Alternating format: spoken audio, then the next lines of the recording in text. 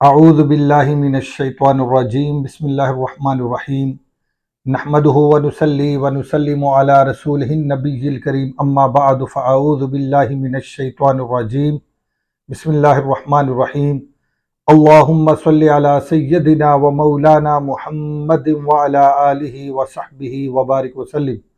معزز طلباء و طالبات و معزز سامعین گرامی، السلام علیکم ورحمۃ اللہ وبرکاتہ۔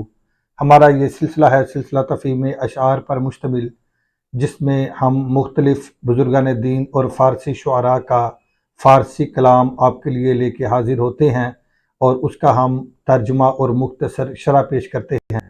آج ہم نے آپ کے لیے جس شعر کا انتخاب کیا ہے وہ علامہ اقبال رحمۃ اللہ علیہ کا نہایت معروف شعر ہے۔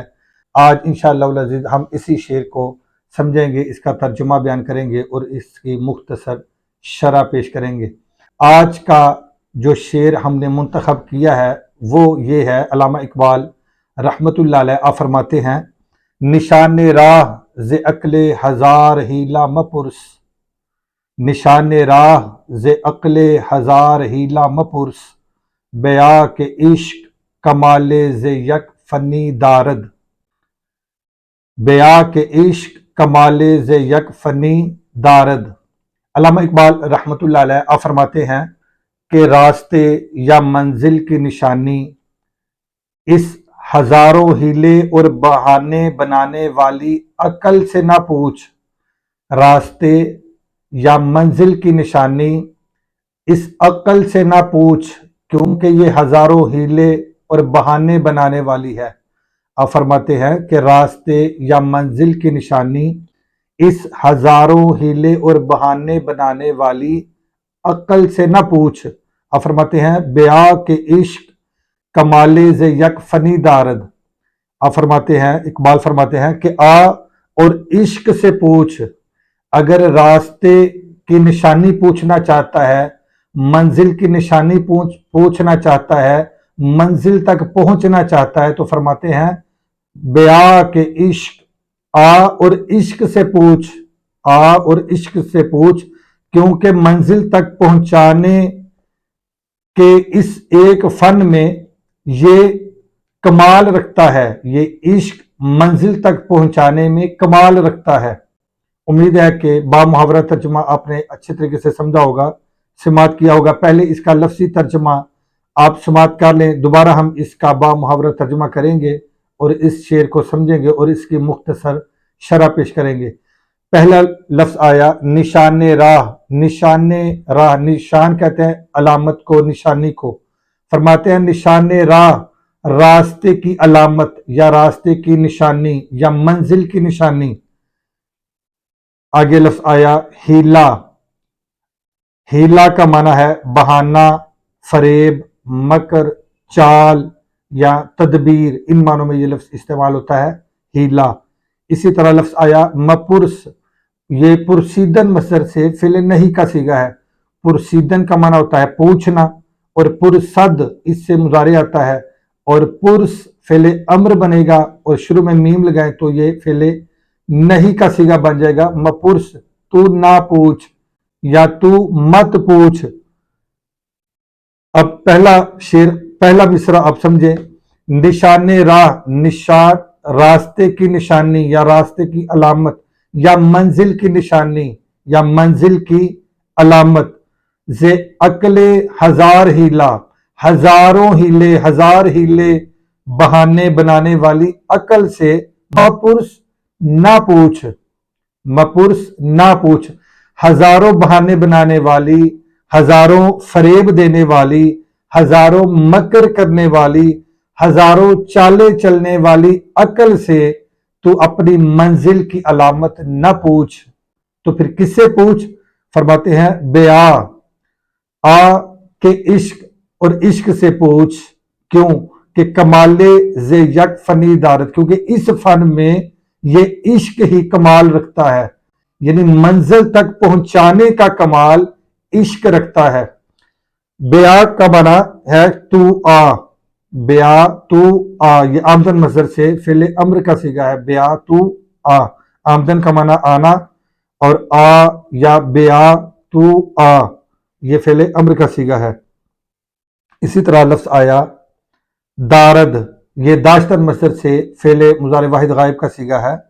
وہ رکھتا ہے، یعنی عشق کمال رکھتا ہے. عشق کمال رکھتا ہے اس فن میں، یعنی منزل تک پہنچانے میں اور راستے تک پہنچانے میں یہ کمال رکھتا ہے. بندے کو اس کی منزل تک پہنچانے میں یہ کمال رکھتا ہے. اب دوبارہ اس شعر کو سمجھے. نشان راہ ز عقل ہزار ہیلا مپرس. اقبال رحمۃ اللہ علیہ فرماتے ہیں کہ تو منزل کی نشانی یہ اس ہزاروں ہیلے اور بہانے بنانے والی عقل سے نہ پوچھ.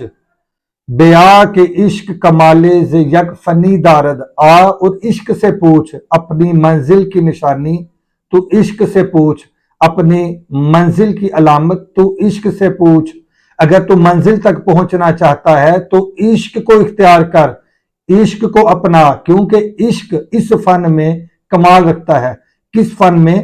منزل تک پہنچانے کے فن میں عشق کمال رکھتا ہے. اس ایک فن میں عشق کمال رکھتا ہے اور بندے کو اس کی منزل تک پہنچاتا ہے. تو یہ تو آپ نے اس کا لفظی معنی بھی سماعت کر لیا اور با محاورہ بھی ترجمہ اس کا سماعت کر لیا. اب اس کی مختصر شرح پیش کریں گے. تو انشاءاللہ العزیز میں کوشش کروں گا کہ بالکل اختصار کے ساتھ اس کی وضاحت کریں.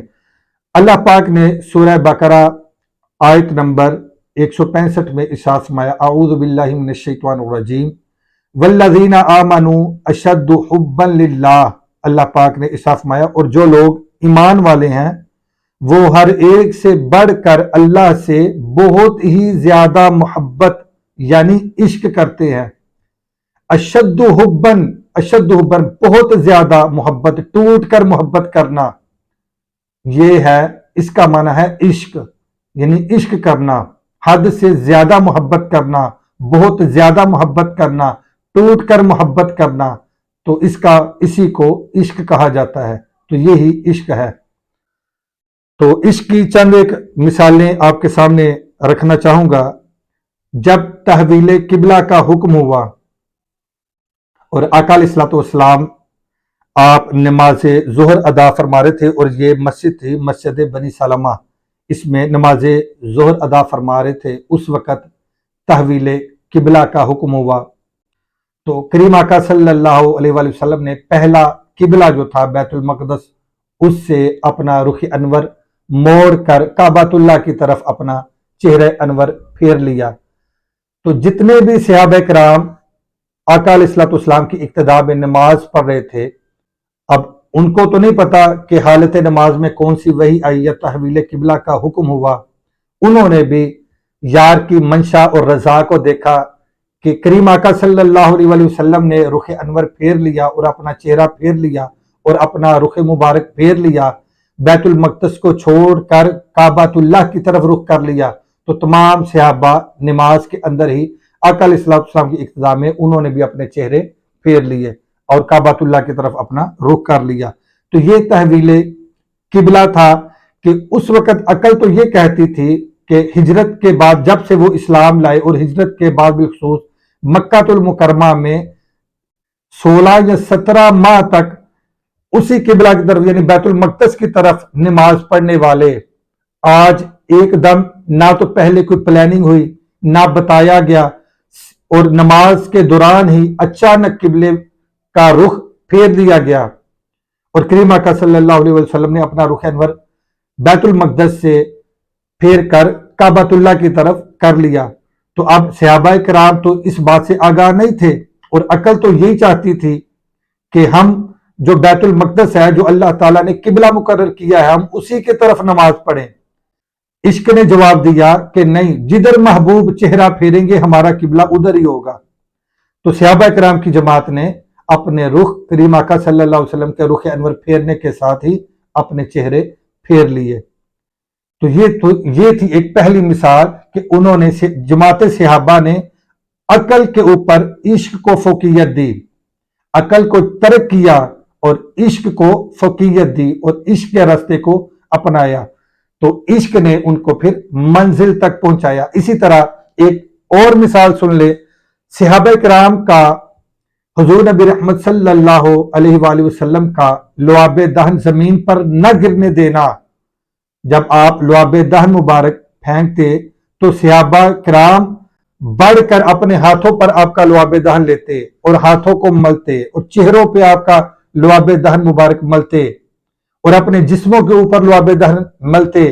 جس کو لعاب دہن نہ ملتا وہ جس صحابی کو ملتا ان کے ہاتھوں کے ساتھ اپنے ہاتھ مس کر کے اپنے چہروں پہ ملتے اور اپنے جسموں کے اوپر وہ ہاتھ ملتے۔ اب عقل تو یہ کہتی ہے کہ کسی کا لعاب دہن، کسی کا تھوک اپنے ہاتھوں پہ نہ لیا جائے، جبکہ یہ محبت تھی اور کمال محبت تھی اور اشد حبن کے درجے میں صحابہ کرام فائز تھے اور کریم آقا صلی اللہ علیہ وسلم سے اس قدر ٹوٹ کر محبت کرتے تھے اور اس قدر ان کی محبت کے اندر شدت تھی اور جو درجہ عشق تک پہنچی ہوئی تھی کہ انہوں نے عقل کی کسی بات کو نہ سنا اور عشق کی بات کو سن کر وہ منزل تک پہنچے۔ اسی طرح کریم آقا صلی اللہ علیہ وسلم کا آپ جب گفتگو فرماتے تو صحابہ کرام بالکل ساکت کریم آقا صلی اللہ علیہ وسلم کی مجلس میں بیٹھتے، بالکل باادب ہو کر، اور اپنے جسموں کو حرکت بھی نہ دیتے اور بالکل زبانیں بند اور خاموشی کے ساتھ بیٹھتے۔ اعلیٰ حضرت رحمت اللہ علیہ شاہ امام احمد رضا خان فاضل بریلوی نے بڑی خوب عکاسی کی اس منظر کی۔ آپ فرماتے ہیں کہ تیرے آگے یوں ہیں دبے لچے فصحاء عرب کے بڑے بڑے، کوئی جان منہ میں زبان نہیں بلکہ جسم میں جان نہیں۔ آپ فرماتے ہیں تیرے آگے یوں ہیں دبے لچے فصحاء عرب کے بڑے بڑے، کوئی جان منہ میں زبان نہیں بلکہ جسم میں جان نہیں۔ یعنی آقا علیہ الصلوۃ والسلام کی مجلس میں، آپ کی محفل میں اس طرح ان کی کیفیت ہوتی کہ جیسے ان کے جسموں میں جان بھی نہیں۔ تو اس قدر آپ کی محفل کا احترام کیا جاتا اور ادب کیا جاتا، اور یہ ادب کون سکھلاتا ہے؟ یہ عشق سکھلاتا ہے۔ عقل یہ ادب نہیں سکھلاتی، یہ عشق سکھلاتا ہے۔ اسی طرح غزوہ خیبر سے واپسی پر مقام صحابہ پر حضور نبی رحمت صلی اللہ علیہ وآلہ وسلم نے نماز عصر ادا فرمائی۔ نماز عصر ادا فرما لینے کے بعد تھوڑی دیر آپ نے آرام فرمایا اور حضرت سیدنا مولا علی کرم اللہ وجہ الکریم آپ کے زانوں پر اپنا سر انور رکھا اور آپ نے تھوڑی دیر آرام فرمایا۔ حضرت سیدنا مولا علی شیر خدا آپ سرکار نے ابھی نماز عصر ادا فرمانی تھی، ادھر نماز عصر کا وقت جا رہا تھا، لیکن ادھر سر انور، یار کا سر انور آپ کے زانوں میں تھا۔ اگر وہ اپنے زانوں کو ہلاتے تو کریم آقا صلی اللہ علیہ وآلہ وسلم کے آرام میں خلل واقع ہوتا۔ انہوں نے آقا علیہ الصلوۃ والسلام کے آرام کو نماز کے اوپر ترجیح دی۔ عقل چاہتی تھی، عقل کہتی تھی کہ نماز پڑھو، نماز کا وقت جا رہا ہے، اور نماز بھی وہ جو عصر کی نماز ہے جس کی سب سے زیادہ تاکید ہے، اور وہ نماز جا رہی ہے۔ تو انہوں نے مولا علی شیر خدا سرکار نے آپ نے آقا علیہ الصلوۃ والسلام کے آرام میں خلل واقع نہ ہونے دیا اور نماز کا وقت جانے دیا۔ تو حضرت سیدنا مولا علی شیر خدا آپ سرکار کا یہ عمل بھی عشق کی بنا پر تھا۔ اسی طرح ہجرت کی شب جب غار ثور میں کریم آقا صلی اللہ علیہ وسلم اور حضرت سیدنا ابو بکر صدیق رضی اللہ تعالی عنہ آپ جب ہجرت کی شب غار ثور میں قیام فرمایا تو اس وقت حضرت سیدنا ابو بکر صدیق رضی اللہ تعالی عنہ آپ نے اس غار کے تمام سوراخوں کو بند کیا تاکہ کوئی موذی جانور اندر نہ آ سکے، لیکن ایک سوراخ باقی رہ گیا۔ تو اس وقت حضرت سیدنا ابو بکر صدیق رضی اللہ تعالی عنہ نے اپنی ایڑی مبارک اس سوراخ کے اوپر رکھی تاکہ ادھر سے کوئی جانور، کوئی موذی شے داخل نہ ہو سکے۔ اس وقت ایک سانپ آپ کی ایڑی پر ڈستا رہا، لیکن آقا علیہ الصلوۃ والسلام کے آرام میں کہیں خلل واقع نہ ہو، تو اس لیے انہوں نے اپنی ٹانگ کو، اپنے پاؤں کو جنبش نہ دی، حرکت نہ دی کہ کہیں کریم آقا صلی اللہ علیہ وآلہ وسلم کے آرام میں خلل واقع نہ ہو۔ اب اس وقت بھی عقل اور عشق کی ایک جنگ تھی۔ عقل کہتی تھی کہ سانپ ڈس رہا ہے، اپنا پاؤں پیچھے ہٹا لو، لیکن عشق کہتا رہا کہ نانا آج اپنا پاؤں نہ ہٹانا، کہیں محبوب کے آرام میں خلل نہ آئے۔ لیکن سانپ بدستور حضرت سیدنا ابوبکر صدیق کے پاؤں پہ ڈستا رہا، لیکن حضرت سیدنا ابوبکر صدیق رضی اللہ تعالیٰ عنہ نے اپنے پاؤں اور اپنی ٹانگ میں جنبش نہ آنے دی کہ کہیں کریمہ کا صلی اللہ علیہ وسلم کی آپ کے آرام میں خلل واقع نہ ہو۔ اسی طرح ایک آخری مثال دے کے اسی بات پر میں اپنی بات ختم کروں گا کہ ایک 3 مجاہدوں کا قصہ ہے جو بڑے چرری جوان اور بہادر تھے۔ وہ کسی وقت کسی جنگ میں وہ عیسائی بادشاہ کی قید میں آ گئے۔ اب عیسائی بادشاہ کہنے لگا کہ تم اسلام چھوڑ دو ورنہ تمہیں اس ابلتے ہوئے تیل میں ڈال دیا جائے گا۔ تو وہ جوان کہنے لگے کہ ہم اسلام تو نہیں چھوڑیں گے، تم جو کر سکتے ہو کرو۔ تو اس وقت اس نے ایک بائی کو پکڑا اور ابلتے ہوئے تیل میں ڈال دیا، اب دوسروں سے کہا کہ تم اب بھی باز آ جاؤ، اپنی زندگی کو بچا لو اور ایمان کو چھوڑ دو، ابھی تمہیں موقع دیا جا رہا ہے کہ وہ نہ ہو کہ تمہارا حال بھی وہ ہو جو تمہارے سامنے تمہارے بھائی کا حال ہوا۔ تو انہوں نے بھی موت کو ترجیح دی لیکن ایمان ترک نہ کیا اور ایمان نہ چھوڑا۔ اس وقت بھی عقل اور عشق کی ایک جنگ جاری تھی، عقل اور عشق کی جنگ جاری تھی۔ عقل کہتی رہی کہ جان بچا لو اور وقتی طور پر تم اس کلمہ حق کو کہنے سے باز رہو، باز آ جاؤ، وقتی طور پہ تم ان کو دکھلانے کے لیے کلمہ حق کا انکار کر دو اور جان بچا لو۔ لیکن عشق کہتا رہا نہیں، جان تو دی ہوئی اسی کی تھی، حق تو یہ ہے کہ حق ادا نہ ہوا۔ اور کیا ہی خوب کسی نے کہا کہ عقل والوں کے مقدر میں یہ ذوق جنوں کیسا، یہ عشق والے ہیں جو ہر چیز لٹا دیتے ہیں، یہ عشق والے ہیں جو ہر چیز لٹا دیتے ہیں۔ اور اسی طرح ایک پنجابی شعر ہے، کیا خوب کسی نے کہا کہ عشق دے جلے ہی نمبر لے گئے، عقل مندہ ایویں عمرہ گالیاں۔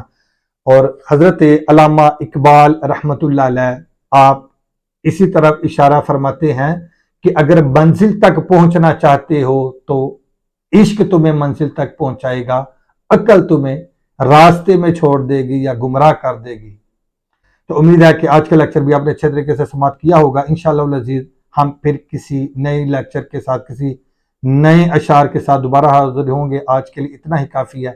اللہ حافظ۔ السلام علیکم ورحمۃ اللہ وبرکاتہ۔